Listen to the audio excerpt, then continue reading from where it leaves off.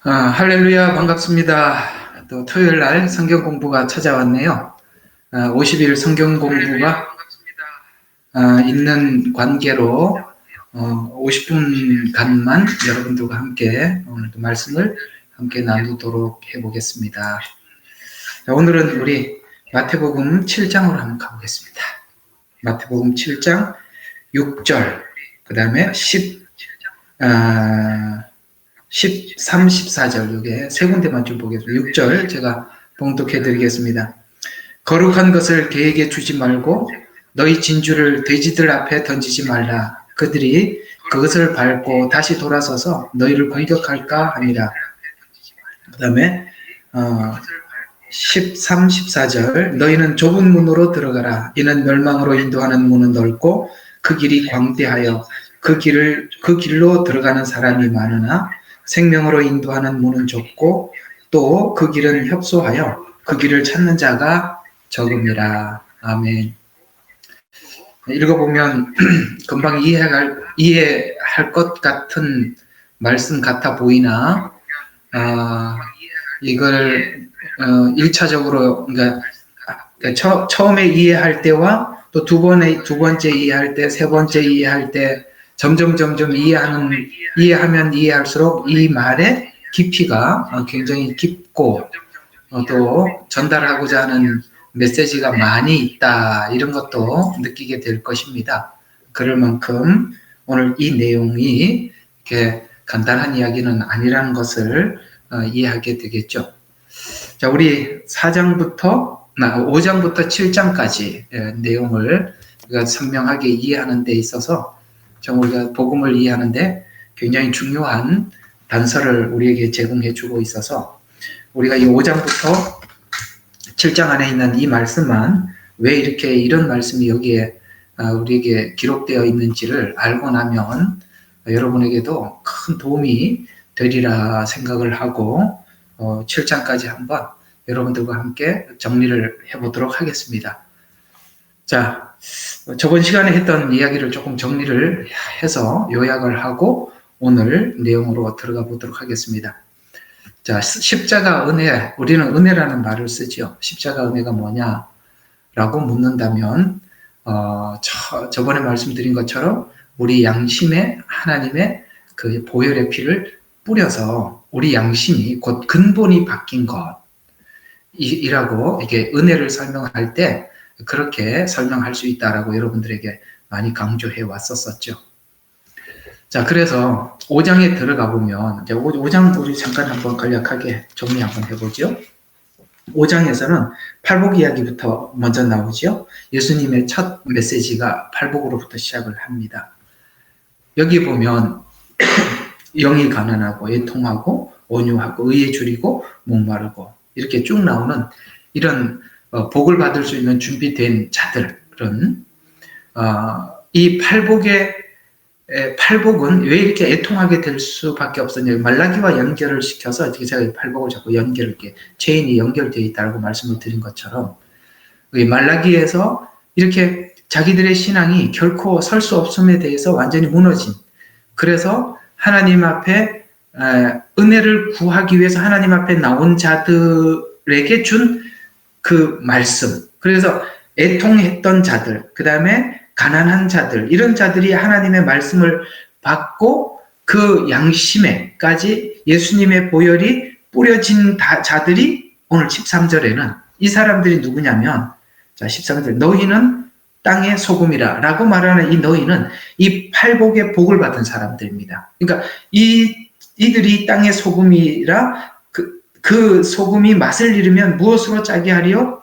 소금은, 쓸모없는 소금은 버려서 사람들의 밭에 밟힐 뿐이라. 그래서 또 너희는 세상의 빛이라. 여기 빛과 소금은 누구라고요? 그 팔복의 은혜를 받은 사람들이 세상의 빛이 되고 소금이 되는데, 왜 너희라는 말을 썼느냐면은 너희가 아닌 다른 사람들이 있죠. 그게 누굽니까? 오늘 이제 앞으로 6장, 7장에 등장하고 있는 종교인들이죠. 사람에게 보이려고 기도하고 구제하고 그 다음에 금식 기도하고 이러는 많은 사람들과 이렇게 비교하기 위해서 너희는 이렇게 나온 것입니다. 여기 너희는 단순한 너희가 아니라 앞으로 종교인들과 비교되는 너희.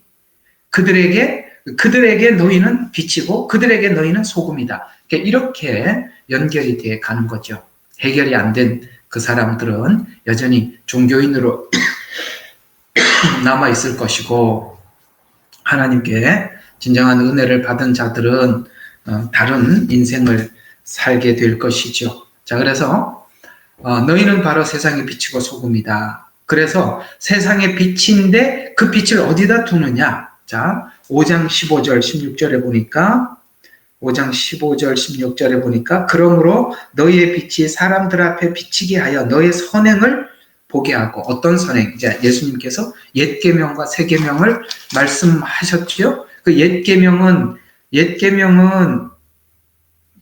그 옛 계명에서 맴돌면 어떤 넘어가지 못하는, 그러니까 근본이 변화되지 않는, 넘어가지 못하는 그런 그 쳇바퀴 돌듯이 뱅뱅뱅 돌면은 어떤 사람으로 변해갈 수밖에 없느냐면 이제 6장 7장에서 등장하고 있는 종교인 혹은 타인에 대해서는 판단하는 사람으로 남을 수밖에 없고, 마음이 가난하고 심령이 가난해서 예수님의 은혜를 구하고 받은 자들은 하나님께서 세상의 빛과 소금으로, 그 다음에 등경 위에 두어서 모든 사람들이 왜 같은 신앙생활을 하면서 나와 다를까?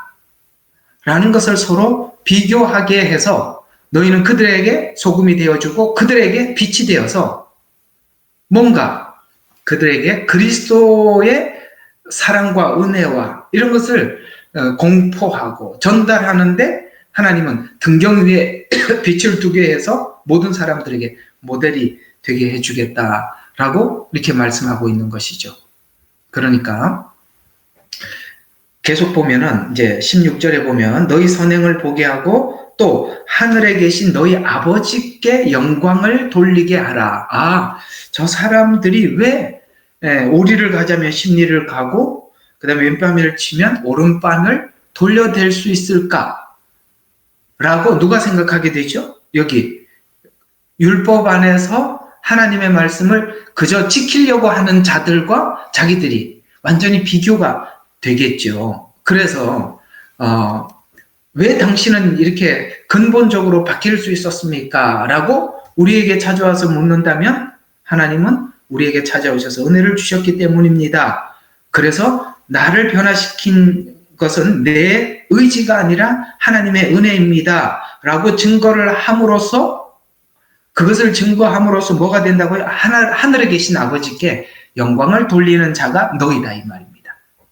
그래서 오늘 이 5장은 끊임없이 옛사람들이 말했던 율법, 그 다음에 나는 너희에게 라고 말하는 빛과 소금이 된 자들의 차이를 우리에게 뚜렷이 설명해 줘서 우리가 받은 복음과 그 다음에 그 복음 밖에 있는 자들의 삶의 그 차이를 확연히 구분해서 너희는 그들에게 빛이 되어주고 소금이 되어주라라는 그런 말씀을 우리에게 부탁하고 있죠. 자, 그 다음에 이제 6장에서는 만약 이겁니다. 만일 이 복음이 개개인에게 영향을 주지 못한다면 앞으로 6장과 7장에서 설명하고자 하는 이런 사람으로 남을 수밖에 없는데, 만약 내가 6장에 있는, 이제 앞으로 설명할 거예요.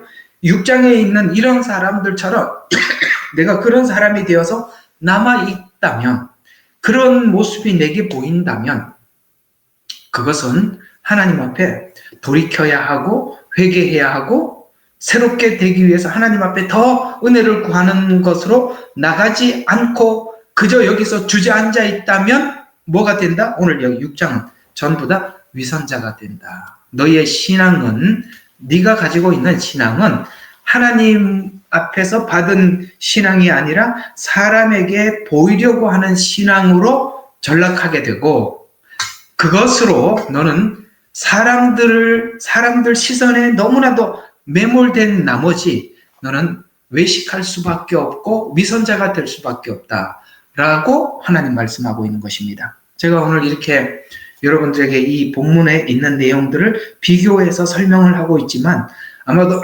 우리는 과거에 오늘 6장에 있는 사람에게 사람을 의식하고 사람에게 보이려고 했던 어떤 신앙생활의 전력들이 우리에게 있으니까 그때 정말 내가 너무나도 하나님을 의식하지 않고 그리스도의 십자가를 의식하지 않고 사람을 너무 의식한 나머지 우리는 모두가 사람이 나에게 다른 사람이 나를 어떻게 볼까라는데 너무나도 많이 치중해 있었구나라는 것을 우리가 확인하면 할수록 우리는 그 자리에서 돌이켜야 하고 그 다음에 이 문제를 계속 미루지 말고 해결해야 한다는 것 우리가 함께 오늘 이 6장과 7장을 통해서 여러분과 제게 큰 도전의 이야기가 되시기를 바랍니다.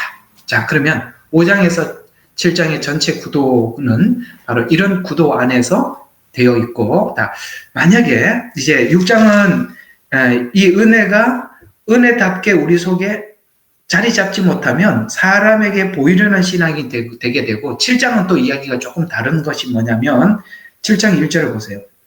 판단하지 말라. 그리하면 너희도 판단하게. 판단이라는 단이 나오면서 남의 눈에 티는 보면서 네 눈에 들보는 보지 못하느냐라고 이렇게 이야기가 되죠. 그러니까 6장의 이야기는 네가 이런 거죠. 복음을 복음답게 네가 받아들이지 못했을 때 나타난 증상들이 종교인이 될 수가 있고 그것을 가지고 그 종교 생활이 하나님을 향해 있는 것이 아니라 사람의 시선에 머물러 있게 되고 7장 이야기는 어떤 이야기가 되느냐면 만약에 그것이 너가 이 복음 안에서 온전해지지 못했을 때 7장 이야기는 다른 사람 네가 알고 있는 이 성경이나 복음과 이런 모든 이해하고 있는 말씀이 다른 사람을 정죄하고 판단하는 용어로 쓸 수밖에 없지 않느냐. 자, 자기 자랑, 그 다음에 판단. 이렇게 정리할 수 있습니다. 어떻습니까? 너무 성경이 적나라하고 정확하지 않습니까? 우리가 하나님 앞에 온전한 신앙을 갖지 못했을 때 나타났던 증상들.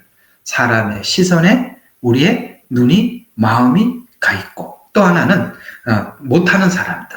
거기에 미치지 못하는 사람들에 대해서 끊임없이 정죄하고 판단하는 대로 사용하게 되더라. 그래서 이 지점이 바로 갈림길이라는 것이죠. 그래서 이런 모습들이 6장에 있는 모습이나 7장에 있는 이런 모습들이 우리가 신앙생활하는 과정 속에서 보인다면 정말 회개로 자기 자신을 들여다보고 회개하는 쪽으로 가야지 이것이 점점 더 강화되어서 더 굳은 종교인이 된다든가 혹은 남들을 적나라하게 판단하고 정죄하는데 우리가 이 복음을 사용한다면 그렇게 된다면 오늘 성경은 너는 참 금방 오늘 읽었던 본문에 7장 6절을 한번 보세요. 너는 마치 누구와 같다? 7장 6절. 자, 거룩한 것을 개에게 주지 말고 너희 진주를 돼지에게 던지지 말라. 그들이 그것을 밟고 다시 돌아서서 너희를 공격은 판단이죠. 밟는다는 건 뭡니까? 아까 뭐죠? 계속 이렇게 아까 이제 6장에 있는 종교인이 된다든가 아니면 남을 정죄하고 판단하는 그런 사람으로 전락해버린 그것을 이제 오늘 개다, 돼지다 이렇게 표현해서 야 네가 외식하는 것, 그러니까 토한 것을 계속 먹는 것처럼 네가 그 외식을 계속 반복하고 있으면서 그 외식을 반복할 때 야 나는 정말 이게 답이 없구나 하고 하나님 앞에 나가서 회개하고 돌이켜야 되는데 그것을 회개하고 돌이키지 않고 그것이 너무나도 오랜 시간 굳어져 버리면 여러분 계속 반복해서 토한 것을 먹고 토한 것을 먹으면서도 나중에는 굳어지고 감각이 없어지죠. 참 치명적인 어떤 영적인 병이 아닐 수가 없다는 것이죠. 뿐만 아니라 타인을 판단하는 용어로 쓴다든가. 그래서 이런 형태의 신앙생활을 하고 있는 대표 주자 바리새인들과 서기관을 하나님께서 모든 사람들에게 모델로 보여줌으로써 얘들아 은혜 없이 종교인이 되면 저렇게 종교인이 될 수도 있고 남을 정죄하고 판단하고. 그래서 예수님께서 무슨 말씀을 하시더라도 예수님의 말씀을 태클을 걸고 판단을 하고 이렇게 하려고 했지, 예수님이 하시는 어떤 말씀에 그들이 은혜 받으려고 하지는 않았었던 것을 예수님 생애 속에서 우리는 여러 번 그 사복음서 안에서 우리가 본 적이 있습니다. 그러나 율법을 가지고 내가 외식하고 판단용으로 쓰고 있는 자신에 대해서 애통하는 사람들은 구한답니다. 뭘 구하는지 한번 보겠습니다. 그게 이제 구하라, 찾으라, 두드려라. 이게요, 바로 오늘 이 5장부터 7장까지 문맥 전체로 쭉 이어서 보면, 보세요. 6절부터, 그러니까 7장 6절과 7절, 그러니까 여기서부터 봐야 되겠네요. 자, 4절부터 한번 봅시다. 7장 4절. 보라, 내 눈 속에 들보가 있는데도 내 눈에서 티를 빼내주마라고 형제에게 말할 수 있겠느냐. 아까 요거는 정죄하는 거죠. 판단하는 거죠. 그래서 위선자여, 내 자신의 눈에 들보를 뽑아내라. 그러면 내가 밝히 보고 내 형제의 눈에서 티를 빼라 라고 말씀하시는 이 말씀에 도전을 받아서 오늘 7장 7절에는 뭘 구한다고요? 하나님, 내 속에 있는 남을 정죄하고 판단하는 것에 대해서 하나님, 그러지 않고 이것이 그 남을 정죄하고 판단하는 데 쓰지 말고 내 자신을 들여다보고 회개하는데 하나님, 나를 돌이키는 데 써주세요. 그것을 내가 보게 해주세요 라고 하나님 앞에 구하고, 그 다음에 그것을 찾고 두드리는 자에게 하나님이 주신다는 거예요. 이해가 가십니까? 이것이 문맥상으로 보면 우리가 어떤 필요를 하나님 앞에 구하라는 뜻보다는 우리 자신의 추함, 우리의 외식, 우리의 죄성을 보고 하나님 앞에 구하라는 것이죠. 그러면 하나님이 어떤 분이라고요? 반드시 주신다. 이걸 구하라고. 그래서 구하라는 말이 문맥상으로 보면 하나님, 내가 개였습니다. 나는 돼지와 같았습니다. 나는 여전히 밟았고 토한 것을 다시 먹었습니다. 하나님, 내가 그 일을 더 이상 멈추려고 하는데 제가 자신이 없습니다. 부족합니다. 하나님 도와주세요. 구하라는 것이죠. 이해가 가시죠? 이 구하라, 찾으라, 두드리라는 말이 이렇게 연결이 된다는 것입니다. 그래서 그런 이야기를 하다 12절에 7장 12절이 이 모든 것을 요약한 결론이, 그러므로 무엇이든지 사람들이 너희에게 해주기를 바라는 대로 그들에게 그렇게 해주라. 이것이 선지자요 율법이라. 무슨 말입니까? 모든 것은 네가 네 시선에서, 네가 세상을 보는 안목으로 세상을 보지 말고 타인의 시선에서, 타인의 입장에서 세상을 보게 될 때 너의 시각은 달라지게 될 거고 넓어지게 될 것이다 라고, 이제 이 구약이 말하고 있는 선지자와 율법이라는 말은, 원래 구약은 이것을 가지고 남을 정죄하고 판단하는 데 쓰라고 준 것이 아니라 다른 사람들을, 다른 사람 입장에서 우리가 모든 것을 생각해 보면 이 율법이 요구하고 있는 이런 수많은 요구들이 우리에게 왜 주셨는지 알게 될 것이다 라고 그렇게 말씀하고 있습니다. 무슨 말이냐? 모든 시각을 네가 세상을 보는 관점으로 보지 말고 다른 사람의 관점에서 네가 세상을 볼 줄 알 때 우리는 모든 문제들이 달라진다. 그러니까 그렇게 세상을 보게 되면은 어디 오리를 가자고 하는 사람의 속사정을 보면 어떻게 심리까지 동행해야 된다는 것이 보여지게 되겠죠. 이해가 가시죠? 그래서 다른 사람 입장에서 보게 될 때 달라진다. 자, 유명한 비유가 하나 있죠. 누가복음 10장입니다. 우리가 이 다른 사람 시각에서 세상을 바라보라라는 이 말을 우리가 누가복음 10장에서 한번 정리를 해볼 필요가 있습니다. 바로 우리의 눈과 시각도 이런 식으로 꼭 바뀌어져야 할 것입니다. 자, 누가복음 10장 25절부터 제가 한번 봉독해 드리겠습니다. 25절부터요. 보라, 한 율법사가 일어서서 주를 시험하여 말씀드리기를, 선생님, 내가 영생을 상속받으려면 어떻게 해야 하리까? 라고 하니, 자, 이 사람의 문제는 뭐지요? 율법을 지킨 목적이 영생을 상속받기 위해서 율법을 지켰다라는 것이 25절에 이렇게 드러나고 있죠. 어떻게 해야 하리까라고 하니 주께서 그에게 말씀하시기를 율법에는 무엇이라고 기록되었으며 너는 어떻게 읽었느냐? 네가 그 율법 곧 그 구약에 있는 율법을 어떤 관점에서 보았느냐라고 물었습니다. 그랬더니 참 정확한 대답을 했어요. 원래 율법의 목적은 27절에 이 한 율법사가 대답한 것과 동일한 의미를 가지고 있죠. 그가 대답하여 말씀드리기를 너는 마음을 다하고 혼을 다하고 힘을 다하고 생각을 다해서 주 너의 하나님을 사랑하라. 또 내 이웃을 내 몸과 같이 사랑하라고 하였나이다. 사랑하면 율법은 완성이 된다. 그것을 지키는 것과 같다. 그것을 지킬 수 있다. 맞습니다. 율법의 정신은 바로 오늘 이 율법사가 대답한 것과 똑같습니다. 사랑이라고 대답을 하고 있습니다. 그러면 자, 율법의 정신은 사랑이라고 말했습니다. 28절 주께서 그에게 말씀하시기를 내가 옳게 대답하였도다. 이것을 행하라. 그러면 살리라. 행해라 살리라. 그러나 그는 자신을 의롭다고 주장하고 싶어서 예수께 말씀드리기를 자 이렇게 얘기합니다. 누가 나의 이웃입니까? 알겠습니다. 저도 이웃을 힘을 다하고 하나님을 사랑하고 내 이웃을 내 몸과 같이 사랑하는 거 압니다. 그럼 내 이웃이 누굽니까? 무슨 말이냐면 이 율법사의 얘기가 그거예요. 저 하나님 사랑해요. 그러니까 그래? 네가 하나님을 사랑한다고? 네가 하나님을 사랑한다면 그 하나님을 사랑하는 사랑을 이웃에게 보여줘봐라. 오늘 금방 읽었던 그 내용의 그 핵심이 뭐라고 그랬죠? 아까 여러분들에게 말씀드렸던 7장 12절. 그러므로 마태복음 7장 12절 무엇이든지 사람들이 너희에게 해주기를 바라는 대로 관점이 누굽니까? 자, 이거예요. 율법사는 나는 하나님을 사랑한다고 생각하고 있어요.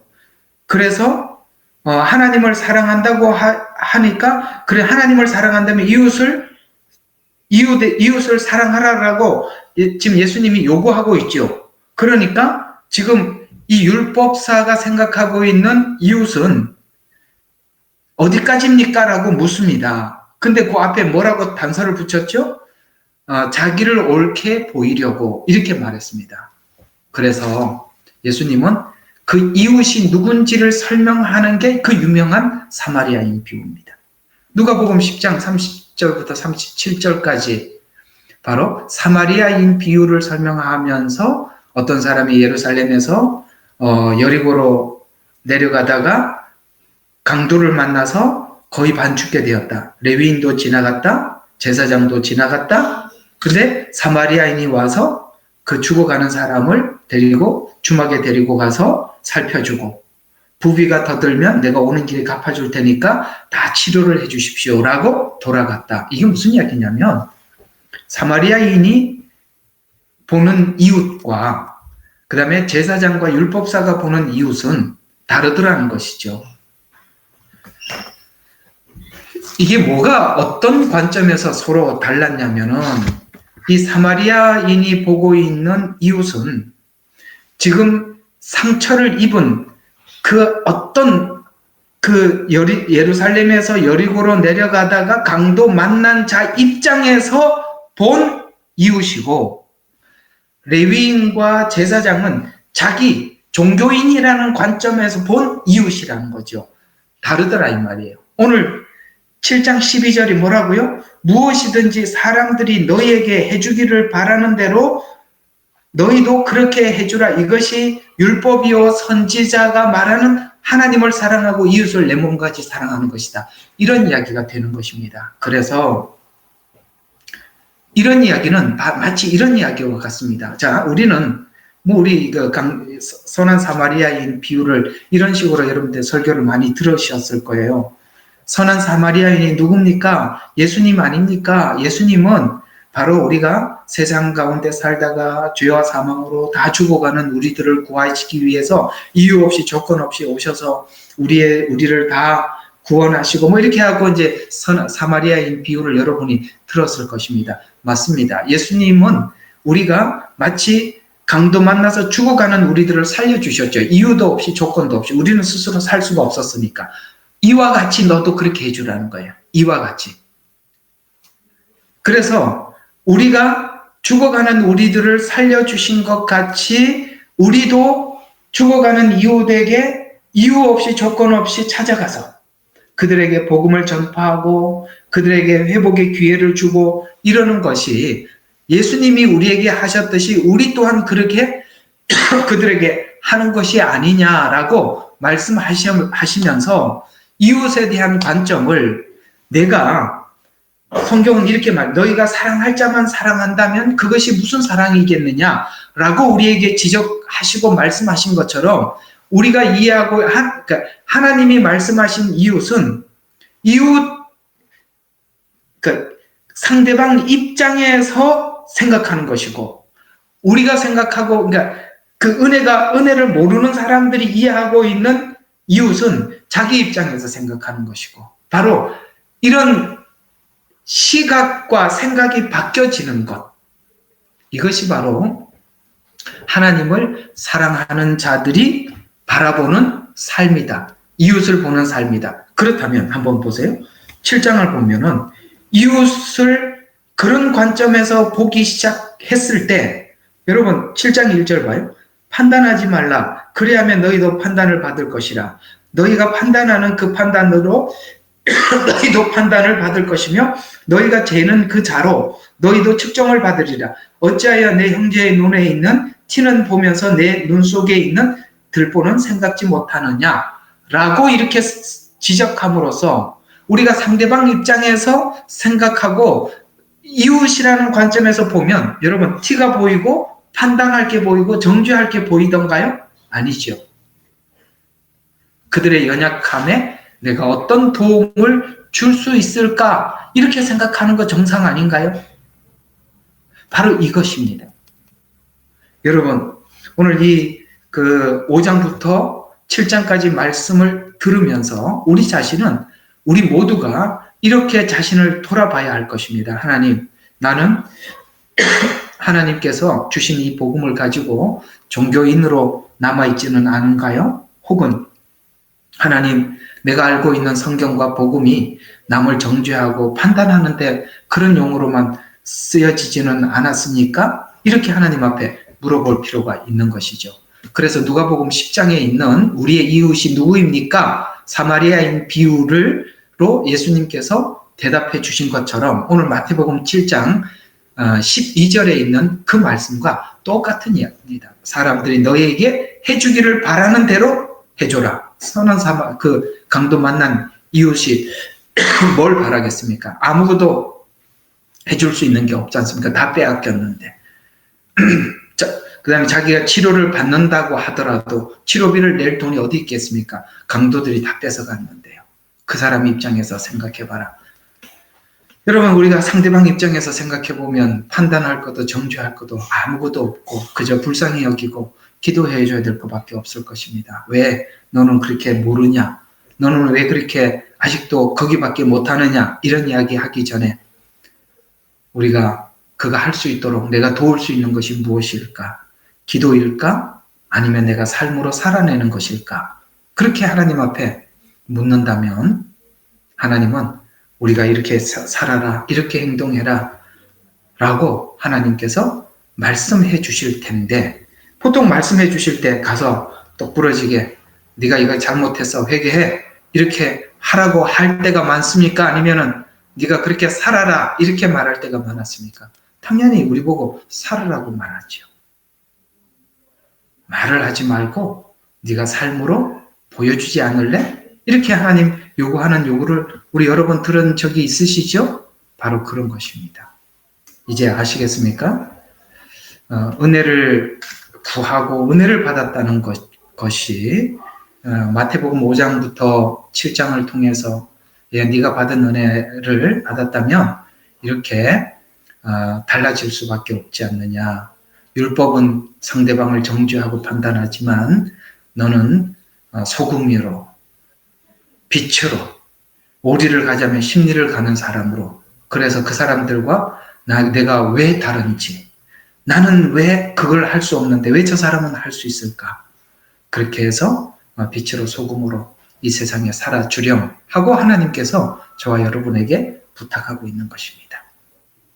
그래서 다시 5장과 6장 사이에 이 중간에 설명을 보면 이제 이런 내용들을 전체 이렇게 머릿속에 구상을 하고 이야기를 들어보면 빠르게 이해가 됩니다.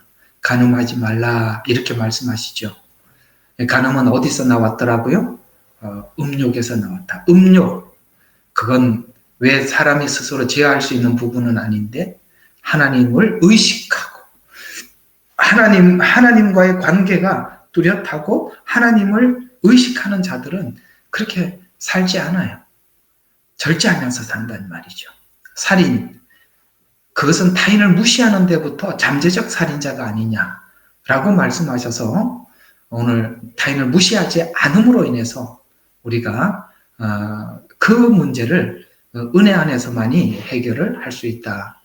예를 들어서 오늘 5장 28절부터 30절에 하나님께서 우리에게 하시는 말씀이 그거예요. 얘야, 네 근본을 바꿔놓지 않으면 눈을 뺀다고 하더라도, 손을 자른다고 하더라도 네가 피나는 노력을 하고 그 다음에 33절부터 37절까지는 내가 하겠습니다가 이를 악물고 맹세를, 하늘을 향해서 맹세를 하고 성전을 향해서 맹세를 하고 결단을 하고 이렇게 해도 다 불가능한 일이다.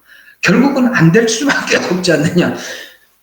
안 되니까 네가 종교인으로 전락할 수밖에 없는 거 아니냐라고 하나님 우리에게 그렇게 말씀하고 있는 겁니다. 진정한 변화는 예수님을 만나고 그분과 관계를 가질 때 진정한 변화가 있을 것을 우리에게 말씀하시면서 우리가 악한 자를 대하더라도 39절과 42절과 같은 삶을 살게 되는데 바로 옛 계명을 받았을 때와 새 계명을 받았을 때의 그 차이는 확실하게 확연하게 다를 수밖에 없다라고 우리에게 말씀하고 있는 것입니다. 여러분들도 또 저도 마찬가지지만 우리가 매일매일 하나님 앞에 구해야 하는 것은 하나님 그런 삶을 완주하기까지 끊임없이 하나님 앞에 은혜를 구해야 하고 또 혹 은혜가 우리가 식어져 간다면 하나님 앞에 몸부림치며 더 나가는 것, 그것이 바로 저와 여러분이 하는 신앙생활의 대부분이고 가장 중요한 부분임을 꼭 기억하시기를 바랍니다. 이를 위장하면 위장할수록 우리에게 이런 식으로 이것을 감추고 하나님 앞에 자기를 들여다보고 돌이키고 변화를 위해서 몸부림치지 않으면 우리가 이런 식으로 변해간다라고 말씀하고 있는 것 중에서 6장을 한번 보십시다. 이렇게 된답니다. 사람에게 보이려고 라는 말을 해서 여러 가지를 예를 들어서 하나님은 우리에게 말씀하고 있다. 첫 번째 2절과 4절은 구제에서 이렇게 얘기합니다. 자, 2절과 4절에 보면 이렇게 말하고 있습니다. 그러므로 너는 자선을 베풀 때에 위선자들이 사람들에게 영광을 얻으려고 회당과 거리에서 하는 것처럼 나팔을 불지 말라. 진실로 내가 너에게 말하노니 그들은 그들의 상을 받은 것이라. 그러나 내가 자선을 베풀 때에는 내 오른손이 하는 것을 왼손이 모르게 하라. 여러분, 구제는 그리스도인들이 타인에게 베푸는 참 귀한 덕목이에요. 귀한 덕목이에요. 그런데 이 구제를 하면서도 뭘 한다고요? 구제를 하면서도 사람들에게 영광을 얻으려고 회당과 거리에서 구제를 한다. 그런데 은혜를 받은 사람들은 하나님을 바라보고 하니까 왼손이 하는 일도 오른손이 뭐 왼손과 오른손은 가장 친하고 항상 함께하고 늘 가까이 보고 있는 관계예요. 그럼에도 불구하고 그 옆에 있는 오른손이 모를 정도니까요. 그래서 이것이 사람에게 보이려고 하는 사람. 그래서 우리가 하나님 앞에 구제를 한다든가 기도를 한다든가 이제 요 금식도 나오죠. 금식을 한다든가 이런 걸 할 때 그때 드러날 수밖에 없지 않느냐. 그래서 우리가 뭘 할 때마다 만약에 예를 들어 오늘 이 6장 2절과 3절에 있는 말씀을 가지고 우리가 이렇게 한번 생각해 보자고요. 제가 누군가 모르게 아무도 모르게 교회에 정말 필요한 게 있어서 필요한 것을 했어요. 근데 누군가가 와서 고맙습니다. 참 감사합니다. 그 해주셔서 저희들이 큰 도움이 됐습니다. 이 말을 안 해줄 때 내 마음에 서운한 마음이 싹 밀려오면 사람에게 한 거죠. 이해가 가십니까? 그런 걸 놓고 싸우라는 거예요. 하나님, 제가 왜 이렇게 주님 앞에 뭘 했는데 제가 아직 그 누군가가 나한테 와서 고맙습니다, 감사합니다 이런 말을 하지 않아서 서운한 나의 이 추악한 모습을 하나님, 내 속에 있는 아직도 그 남들에게 인정받고 싶어하는 이런 정말 부끄러운 나를 봅니다. 하나님, 어떻게 하면 좋습니까? 하나님, 이걸 정말 주님만 바라볼 수 있게 내가 사람을 의식하지 않고 주님만 바라볼 수 있도록 하나님 은혜를 베풀어 주세요. 구하라, 찾으라, 두드려라. 아시겠습니까? 그걸 놓고 실험하라는 거예요. 기도를.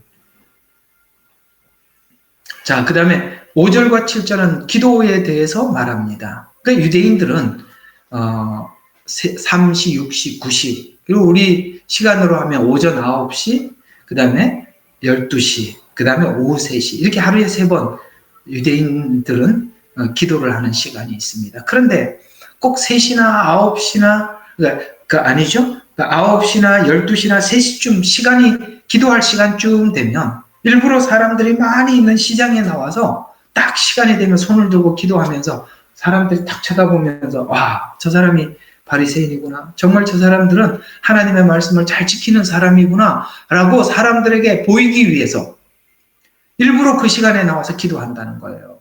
여러분, 기도도 다른 사람들의 과시형으로 자랑으로 쓰더라는 것이죠. 그래서 5절에 보니까 대중이 보는 자리에서 그래서 주님은 우리에게 뭐라고 아까는 구제할 때 오른손이 하는 일을 왼손이 모르게 하라 라는 말을 누가 받아들일 수 있죠? 하나님만 바라보고 구제하는 사람들은 이 말을 받아들이겠죠. 만약에 그런 게 안 보이면 어떻게 합니까? 하나님 앞에 나가서 기도하면서 그 문제가 해결될 때까지 구하고 찾고 두드리겠죠. 또 기도할 때도 그렇습니다. 내가 기도하는 사람입니다 라고 하나님 앞에 혹 사람에게 보일 것 같은 내 마음이 조금이라도 있으면 주님은 어디 들어가라고 했습니까? 골방으로 들어가라. 6절에 그렇게 말씀하고 있죠. 너는 기도할 때 너의 골방에 들어가 방문을 닫고 은밀히 계신 아버지께 기도해라. 아버지께. 아까는 사람에게 보이려고 아버지께. 바로 이 둘을 대조하고 있는 것입니다. 그러면 아버지께서 갚아주신다. 그래서 반복해서 기도하는 이방인 의미도 없고 내용도 없고 그냥 말만 기도 시간만 채우면 된다. 이게 말을 많이 하는 이방인들이 그렇게 기도하죠. 이방인들은 그저 내용이 없습니다. 반복해서 오랫동안 하면 신이 감동 감화해서 저렇게 뭐 때문에 저렇게 열심히 와서 기도할까?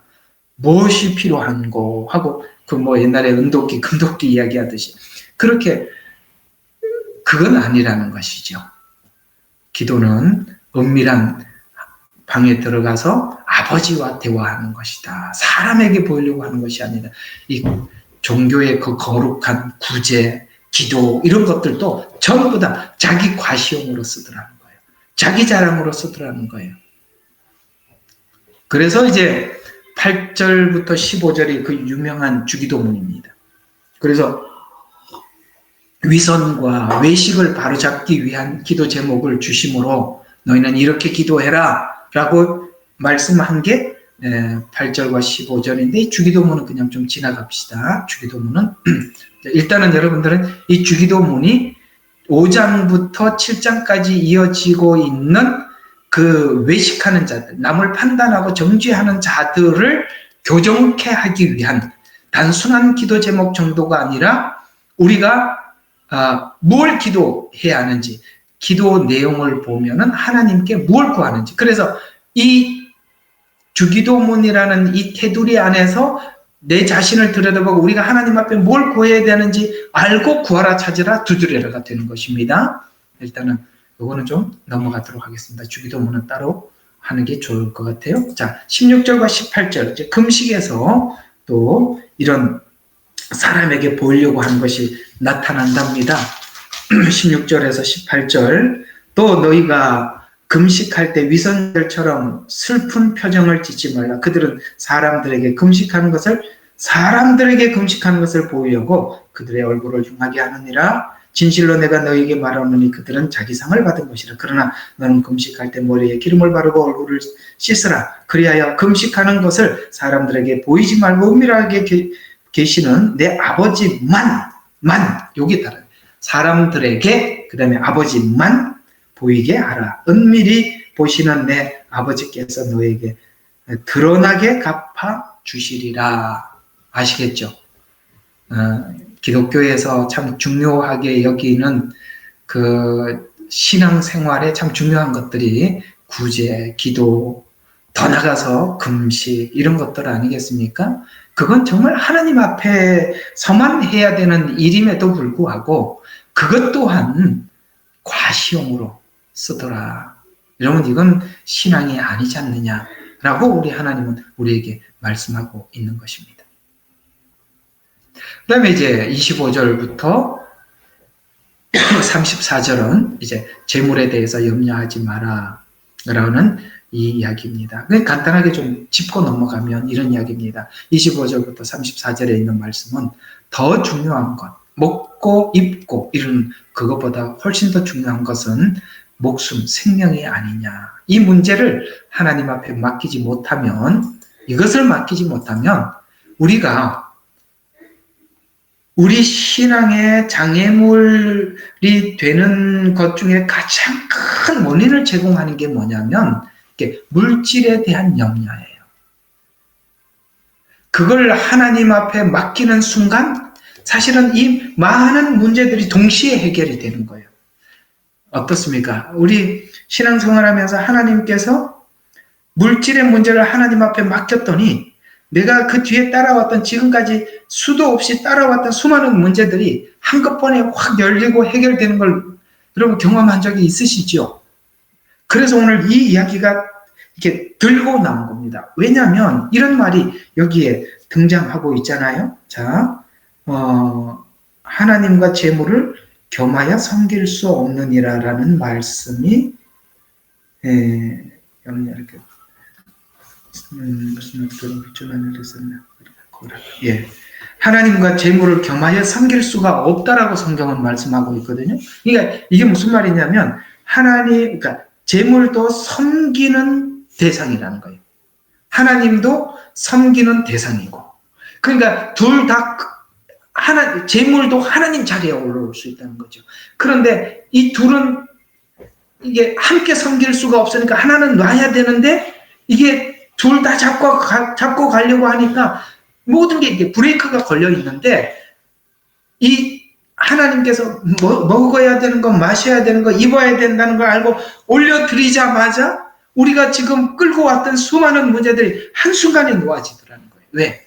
그만큼 재물은 영향력이 크다 이 말입니다.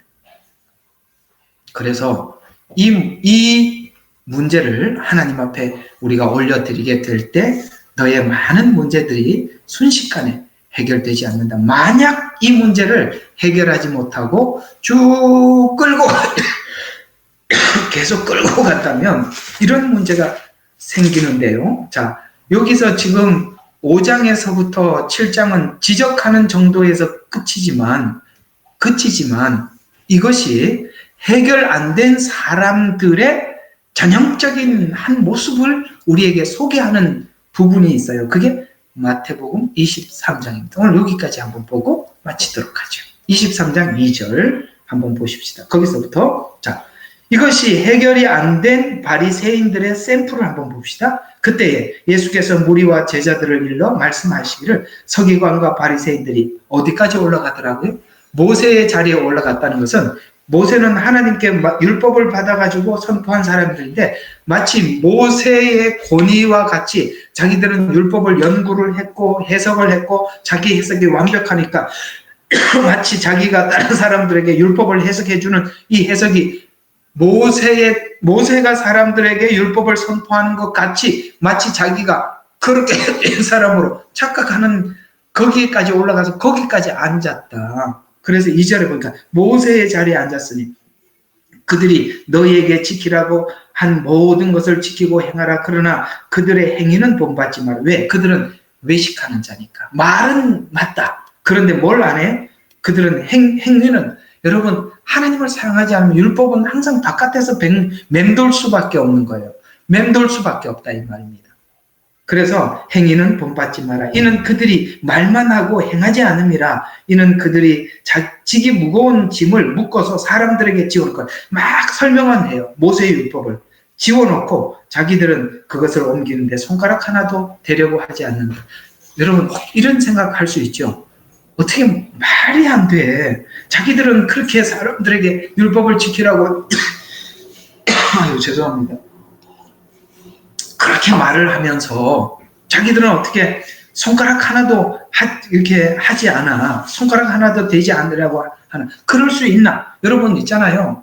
완벽한 종교인이 되면요. 여기까지 가는 겁니다. 5절. 그들이 행하는 모든 일을 사람들에게 보이는 것으로, 아까 말했죠. 아까 6장에 사람에게 보이려고.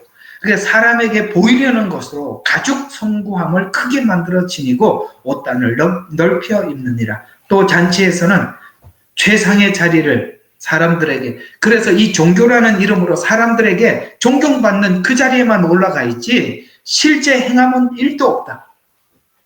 회당에서 가장 좋은 좌석을 좋아하고 시장에서 인사받는 것을 좋아하기 때문에 기도할 때 어떻게 했습니까? 내거리에 서서 기도했던 겁니다. 그래서 인사받는 것들과 라삐어 불리우는 것을 좋아합니다. 그 다음에 그러나 너희는 라삐라 부르지 마. 이제 여기서 그러나를 잘 들어봐야 돼요. 라삐라 부르지 마라. 이는 너희 선생은 한 분 곧 그리스도요 너희 모두 형제이기 때문에. 아시겠습니까? 다 같다. 여기 누가 특별하고 순서가 없다. 종교 안에 하나님 앞에서는 다 하나님의 자녀일 뿐이지 무슨 순서가 있느냐. 그렇게 말씀하고 있고요. 그 다음에 또 너희는 선생이라는 말, 랍비라는 이런 말 하려고 하지 마라. 그래, 너희 선생은 한 분 곧 그리스도이기 때문이라. 너희 가운데서 가장 큰 자는 너희의 종이 되어야 하리니 누구든지 자신을 높이는 자는 낮아질 것이요 자기를 낮추는 자는 높아지리라. 이걸 놓고 하나님 앞에 뭐 하러 간다? 구하라, 찾으라, 두드려라.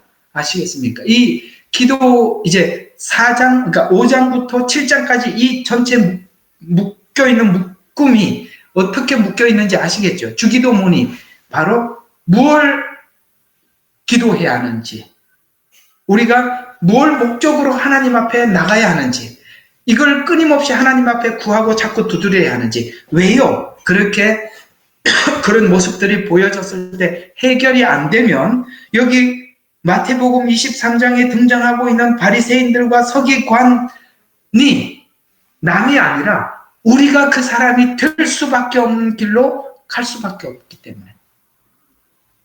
그래서 말은 하고 행치 않고 외형으로 치장하고 상석을 좋아하고 인사받는 걸 좋아하고 랍비라고 칭함을 받는 것을 좋아하고, 이 결과를 보면서 우리는 이 7장에 있는 충고를 잘 받아들여야 합니다. 자, 결론적으로 말씀을 드리면 여러분 두 문이 보이십니까?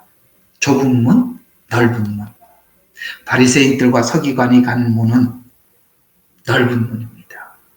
그렇게 신앙생활하는 것은 쉬워요. 쉽습니다. 그냥 그렇게 그냥 하는 척 하면 되는 거예요. 자기를 속이고 그렇게 살면 그냥 되는 거예요.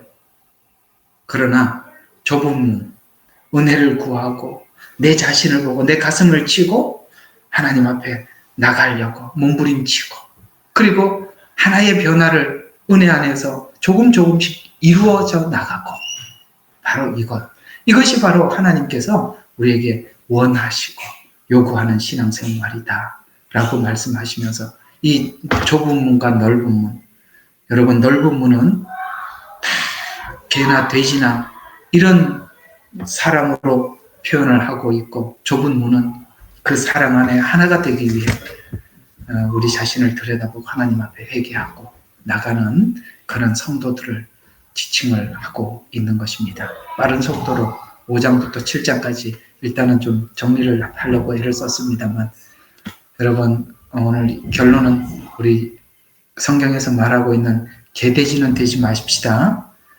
개돼지 되지 않으려면 이런 모습들이 보여질 때 남들 그런 게 많이 보이는지, 내 모습 속에 있는 연약함이 보이는지, 남들의 연약함이 잘 보이는지 한번 우리 자신에게 되물어봐야 하고, 혹 남들에게 구제하고 기도하고 금식할 때 사람들이 알아주지 않으면 서운하고 마음이 그냥 좀 그런 생각이 든다면 정말 이걸 위해서 하나님 앞에 몸부림치고 더 나가야 되리라고 생각을 합니다.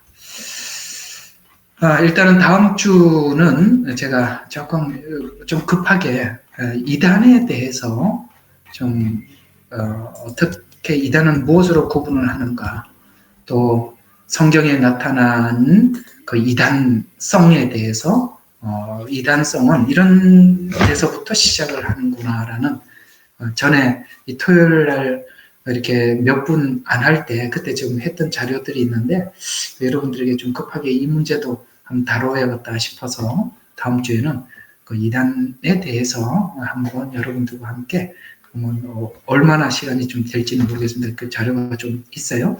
좀 내용을 함께 나누어 보도록 하겠습니다.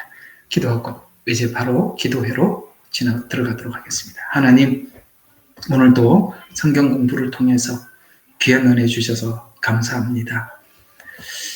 이런 모습들이 우리에게 보여질 때 하나님, 우리가 가슴을 치고 좀 우리 자신을 돌아보게 해주시옵소서.